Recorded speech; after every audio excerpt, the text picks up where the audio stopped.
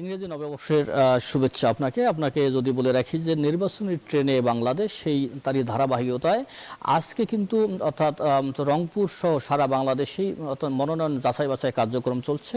আমি রয়েছি রিটার্নিং অফিসারের যে কার্যালয় অর্থাৎ রংপুর জেলা প্রশাসক কার্যালয়ের মিলনায়তনে। কিছুক্ষণ আগে এখানে আসলে রংপুর 1 আসনের যে প্রার্থীদের মনোনয়নপত্র যাচাই বাছাই হয়েছে।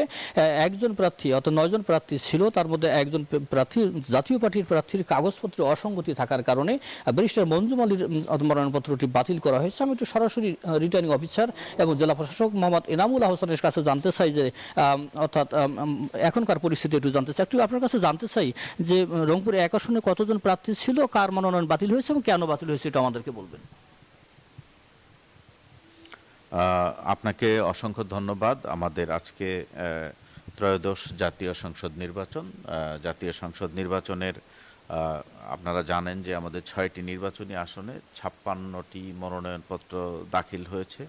তার মধ্যে রংপুর 1 আসনের নির্বাচনী মনোনয়ন যাচাই বাছাইয়ের যে কাজটি, সেই কাজটি আজকে 1 জানুয়ারি 2026 সকাল 10টা থেকে শুরু হয় এবং 12টা পর্যন্ত চলে। আমরা দেখেছি যে আমাদের এখানে আজকে 9টি মনোনয়নপত্র যাচাই বাছাইয়ের কাজ সম্পন্ন হয়েছে। তার মধ্যে 9টির মধ্যে 8টি মনোনয়নপত্র বৈধ বলে গৃহীত হয়েছে, 1টি মনোনয়নপত্র